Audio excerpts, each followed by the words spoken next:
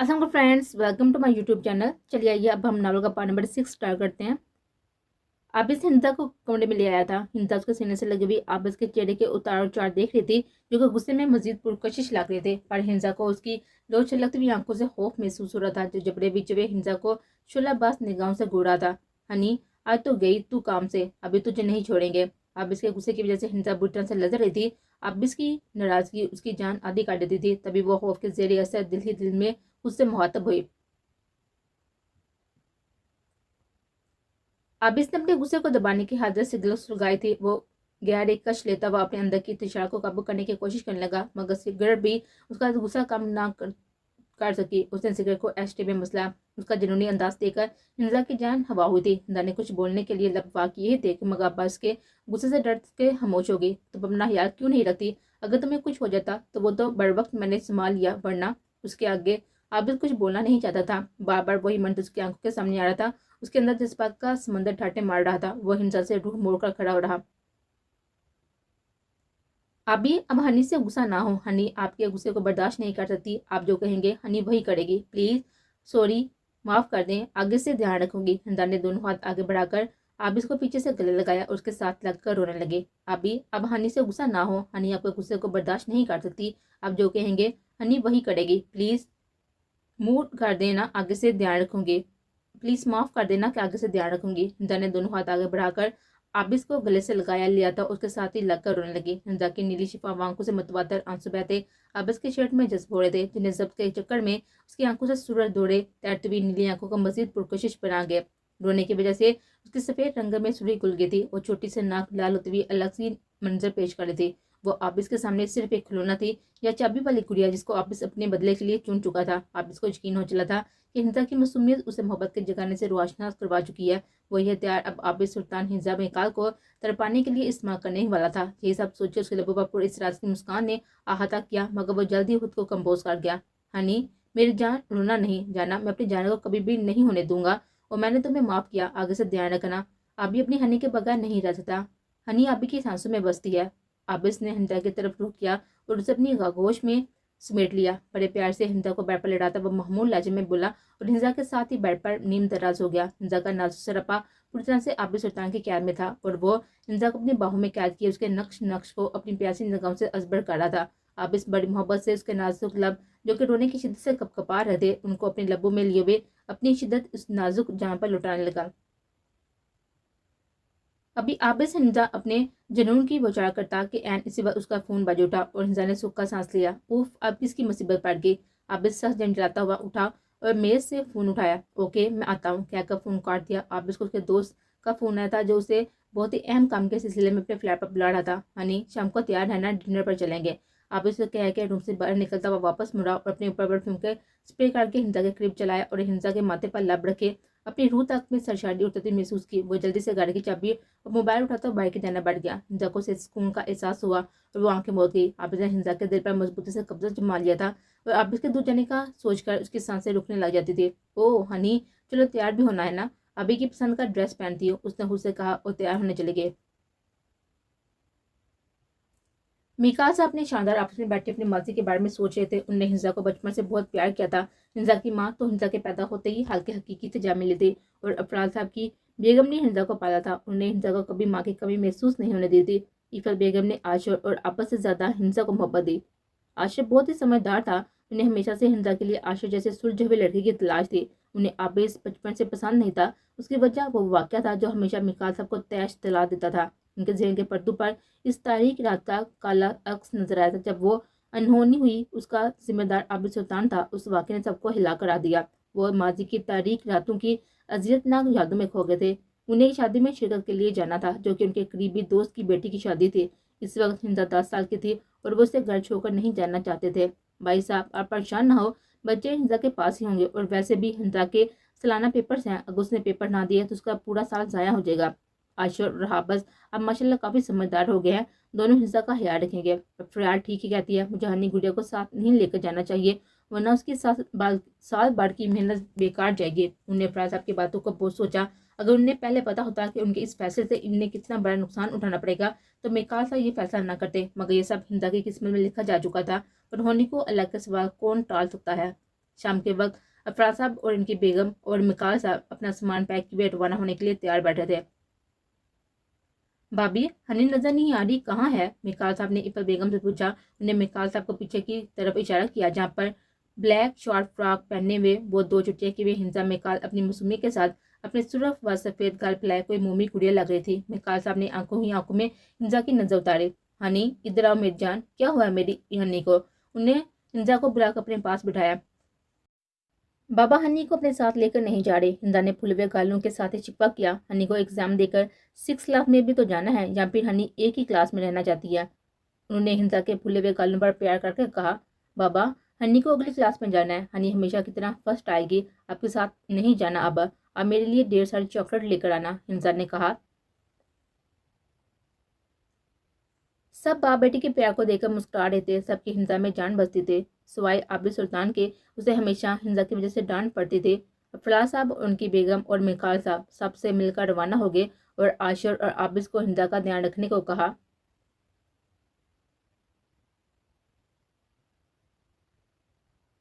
Okay, मैं अभी आता हूँ। मिकाल साहब ने जैसे ही कॉल बंद की, अफराज साहब को अपना मुंतजर पाया। ऑफिस से कॉल थी, मिस्टर मार्क आज आ रहे थे। अगर ये डील होगी तो हमें लाखों का मुनाफा होगा। आप दोनों चले जाएं, मेरी तरफ से मदद कर लीजिएगा और ड्राइवर मुझे ऑफिस के रास्ते में उतार देना। मिकाल साहब ने अफराज को सारी डिटेल दी और आखिर में ड्राइवर से मुखातब हुए। ड्राइवर ने उन्हें उतार दिया और मिकाल साहब ऑफिस में दाखिल हुए। उनकी मीटिंग बहुत अच्छे से हुई और घर जाने के लिए तैयार हुए, मगर मिकाल साहब नहीं जानते थे कि घर पर एक क़यामत उनकी मुंतजिर है। आज घर में इतनी खामोशी क्यों है? हनी बेटा कहाँ हो? मिकाल साहब परेशान से हिंदा के कमरे की तरफ बढ़े। उनका इरादा हिंदा को सरप्राइज देने का था, मगर यहाँ आकर तो वो खुद सरप्राइज हो गए थे। उनकी आंखों से ये मंजर देखने के बाद शोले निकलने लगे थे। उन्हें आगे बढ़कर आबिस को खींचा। आबिस, जो कि हिंदा के ऊपर पूरी तरह से झुका हुआ था, अचानक इस इब्तिदा पर बुखला गया, मगर सामने अपने चाचू को देखकर चूम गया। उनकी आंखों में बेयकीनी, कर, दुख, गुस्सा, क्या कुछ न था। चाचू आप? चाचू, ऐसा कुछ नहीं है जैसा आप समझ रहे हैं। मैं तो आबिस ने मिकाल साहब को समझाने की बहुत कोशिश की, मगर मिकाल साहब ने थप्पड़ आबिस के हवास कम कर दिए। निकल जाओ आबिस सुल्तान, इससे पहले कि मैं अपने आपे से बाहर हो जाऊं। मिकाल साहब ने गुस्से से आबिस को देखकर कहा और हिंसा की तरफ मुतवज्जो हुए। बाबा, अभी भैया ने बैट वाला टच किया। ये कहकर हनी फुट को रोने लगी। मिकाल साहब ने अपना गुस्सा जब्त किया। हनी उठो, आंखें खोलो। हिंसा को बेहोश होते हुए देखकर मिकाल साहब चलाए। मिकाल साहब ने हिंसा को डॉक्टर के पास लेकर गए। अगले दिन सारी बात मिकाल साहब ने उनकी बेगम को गुवार की, जिससे सुनकर दोनों शर्मिंदा हुए। भाई साहब, हमें माफ कर दें। अफराज साहब और उनकी बेगम ने मिकाल साहब के आगे हाथ जोड़ दिया। नहीं, इसमें आप दोनों की कोई गलती नहीं है, मिकाल साहब ने कहा। और कब अपने बड़े भाई को अपने आगे हाथ जोड़ते हुए दे सकते थे? आप इस काल से कमरे से बाहर नहीं निकला था। सबको उसने अपना यकीन करने को कहा, मगर सब उससे मुंह मोड़ गए। हिंदा ने सबके सामने उसका नाम लिया। उसके दिल में हिंदा के लिए नफरत बढ़ गई। ये तरबियत की है हमें तुम्हारी कि तुम घर की बच्ची पर गंदी नजर रखो। अफराज साहब ने उसका चेहरा थप्पड़ों से लाल कर दिया था। आज उनके गर्दन अपने छोटे भाई के सामने अपने बेटे के करतूत से झुक गई। अफराज, आप ठीक तो है ना? आशा, जल्दी से गाड़ी निकालो और आप बस वहीं रुक जाओ। तुम्हारे बाबा की हालत की जिम्मेदार तुम हो। अफराज साहब सीने पर हाथ रखे हुए सोफे पर डह गए। हिफत बेगम ने आशा को गाड़ी से निकालने को कहा और आबिस, जो बाप की हालत के पीछे नजर उनके पास आ रहा था, इफत बेगम ने उसे रोक दिया। मिकाल साहब से बाइक की हुई हालत देखी नहीं जा रही थी। सब अस्पताल के लिए रवाना हो गए। उन्होंने टेंशन ली है। अफराज साहब को हार्ट अटैक आया था, मगर अब वो खतरे से बाहर थे। डॉक्टर ने उनके पूछने में बताया कि सबने शुक्र अदा किया। दरवाजे की नॉक होने की आवाज सुनकर मिकाल साहब हॉल में लौटे।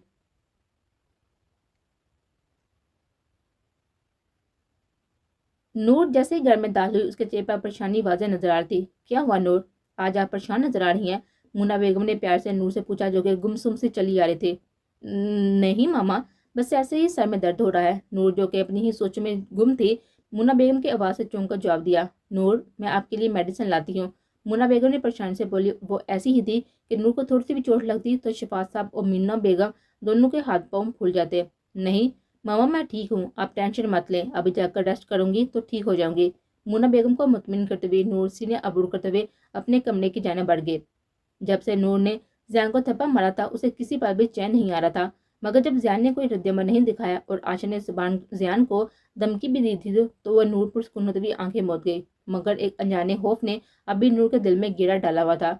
उफ, नूर तुम भी ना कैसी बातें सोचने लगी। ज़िया के सामने आया, मुंह तोड़ दूंगे। उन्हें इन सब बातों को दिमाग से झटका और सोने के लिए लेट गई, मगर उसे पता नहीं चला कि उसके बदतरीन अंदेशे दुरुस्त सफल होने होंगे, और अब यह तो आने वाले वक्त में मालूम होगा।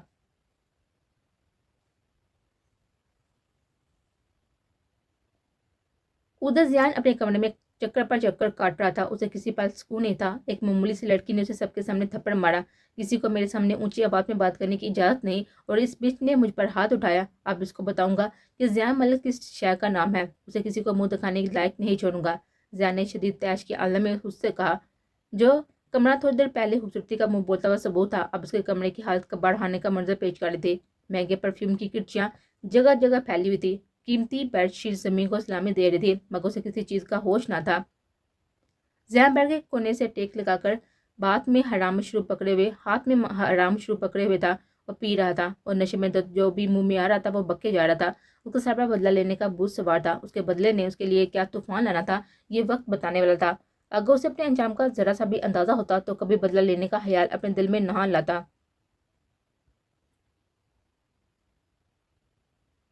आबिस काम से फारग होकर जैसे घर में पहुंचा था, उसके कमरे का दरवाजा बंद था। उसने डुप्लीकेट चाबी से दरवाजा खोला, और ये डुप्लीकेट चाबी आबिस हमेशा अपने पास रखता था। आबिस सोफे पर बैठकर हिंदा को देखने लगा, जिसने ब्लैक कलर की कलियों वाली फ्रॉक से बेतन की हुई थी। ब्लैक कलर हिंदा की दूधिया रंग पर खूब जच रहा था। आज तो मेरी हनी ने अपने आबी को अपना दीवाना करने का इरादा बनाया हुआ है। आबिस ने हिंदा के कमर के गिर्द अपना घेरा तंग किया, और उसके बालों से निकलने वाली भीनी भीनी खुशबू से बेखुद होकर हिंदा के खूबसूरत बालों को लबों से छूता अपने आप को पुरस्कून होता हुआ महसूस करने लगा। आबिस बारिश होता हुआ हिंजा के चेहरे के हर नक्श पर अपना लम्ब छोड़ता उसे पागल कर देने के दर पर था। हिंजा की सांस सीने में रुकने लगी थी। हिंजा आबिस के कंधों पर हाथ रखे आबिस को पीछे हटाने की कोशिश करने लगी। आखिरकार आबिस को हिंसा पर तरस आया। अपनी मर्जी से उसने हिंसा को अपने हसार से आजादी दी। हिंसा पीछे से हटकर गहरी सांसें लेने लगी। हिंसा का चेहरा आबिस का लम्स पाकर दहक रहा था। आप भी तैयार हो जाएं, फिर हमने डिनर पर भी जाना है। हिंदा ने लजरती पलकों से आबिस की नजरों का जाविया बदलते हुए देखकर कहा, जो कि हिंदा के चेहरे को गहरी नजरों से देख रहा था। ओके मेरी जान, मैं फ्रेश हो जाऊं, फिर चलते हैं। आबिस अपने कपड़े उठाता हुआ वॉशरूम में घुस गया। आबिस ने सारी लिपस्टिक खराब कर दी। इतनी मेहनत से लगाई थी, अब फिर से लगानी पड़ेगी। हिंदा ने रोने वाले मुंह बनाकर खुद को शीशे में देखा। हिंदा की लाल रंग की लिपस्टिक उसके होंठों के किनारों से फैली हुई थी। हिंदा ने हल्की से आबिस को सोचकर दिल में कहा,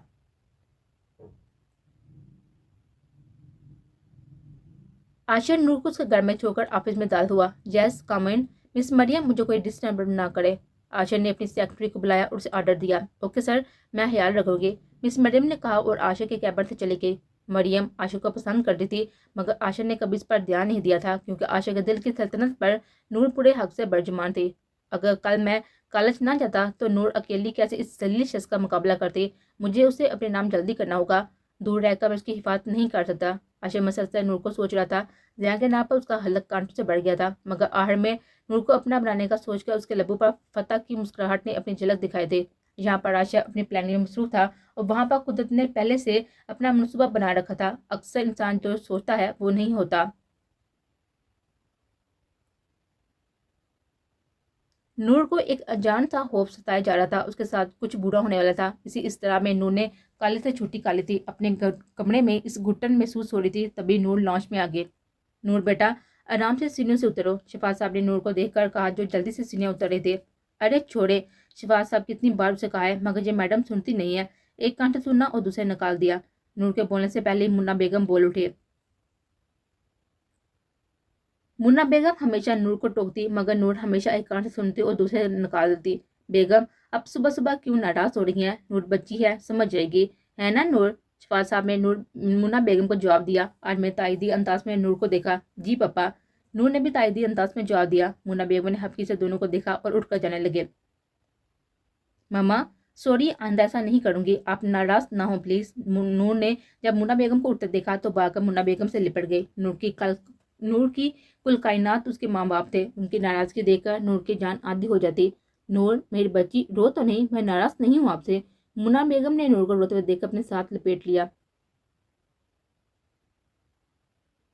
मम्मा, आप वाकई नाराज नहीं है ना मुझसे? नूर ने हिचकियों के साथ ही मुन्ना बेगम से पूछा। मेरा बच्चा, मैं नाराज नहीं हूँ आपसे। आप बैठे, मैं आपके लिए नाश्ता लाती हूँ। मुन्ना बेगम ने नूर को चुप करवा लिया और नाश्ता लेने चली गई। ऐसी बात नहीं थी कि नूर कमज़ोर थी, लेकिन अपने वालिदैन के लिए नूर कुछ ज़्यादा ही पॉसेसिव थे।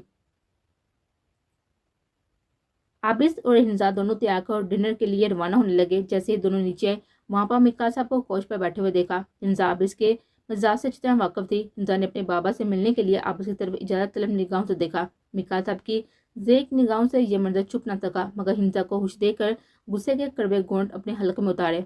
बाबा कैसी हैं आप? हिंजा ने मिकाल साहब के गले लगते हुए पूछा। मैं ठीक हूँ मेरी जान, मिकाल साहब ने प्यार से हिंजा को अपने साथ लगाते हुए कहा। हनी बाहर आ जाओ, मैं घर में तुम्हारा वेट कर रहा हूँ। अब बस ये कहकर बाहर चला गया। ओके बाबा, मैं अभी चलती हूँ, अभी मेरा इंतजार कर रहे होंगे, हिंजा ने मिकाल साहब को कहा और बाहर चली गई। मिकाल साहब भी हिंजा को खुश देकर खुश हो गए। या अल्लाह, मेरी बेटी को हमेशा खुश रखना, वह ऐसे ही मुस्कुराते रहे। मिकाल साहब ने दुआ की, मगर उनकी ये दुआ कबूल होगी या नहीं, ये तो आने वाले वक्त ने बताना था। बेशक हर चीज़ पर अल्लाह की मुसलत छुपी होती है। आबिस ने हिंजा को आते हुए देखकर गाड़ी का दरवाजा खोला। हिंजा ने आबिस की तरफ देखा और गाड़ी में बैठ गई। आबिस की ड्रेस ही हिंजा से मैच हो रही थी। आबिस ने ब्लैक डिनर सूट पहन रखा था, जिस पर उसका गोरा रंग मजीद गोरा हो रहा था। हनी आराम से बैठ जाओ, तुम्हारा ही हो, आबिस ने गाड़ी चलाते हुए शरारत से हिंजा को देखकर कहा, जो एक ही पोजीशन में आबिस को तक के जा रहे थे। अभी आज आप बहुत ही क्यूट और हैंडसम लग रही हैं, हिंजा ने ये कहकर आबिस के गले में हाथ डालकर उसके गलों पर अपने लब रखते थे। आबिस हिंजा की हरकत पर खुलकर मुस्कुराया था, जिससे उसके गाल का डिंपल नुमाया हुआ था। अभी आपके गाल पर डिंपल मैंने आज देखा, हिंजा ने अपने चेहरे के नीचे दोनों हाथ रखकर मासूमियत से कहा। आबिस को हिंजा की मौजूदगी में खुद के जज्बा पर कंट्रोल करना मुश्किल हो रहा था। आबिस ने गाड़ी गाना चला दिया। शाम का मौसम और रोमांटिक गाना आबिस के जज्बात बढ़ा रहा था। आबिस हिंजा की तरफ देखकर मुस्कुराया। आबिस ने हिंजा का हाथ पकड़कर अपने हाथ की पुष्प पर उसके लब रख दिए। हिंजा गाने के बोल में खोई हुई थी। आबिस ड्रामे के साथ ही साथ हिंजा को भी देख रहा था, जो इस माहौल का हिस्सा बनी हुई थी। गाड़ी में हिरमनी ही खामोशी छाई हुई थी। आबिस ने गाड़ी पार्क की और दोनों होटल में पहुंच गए थे।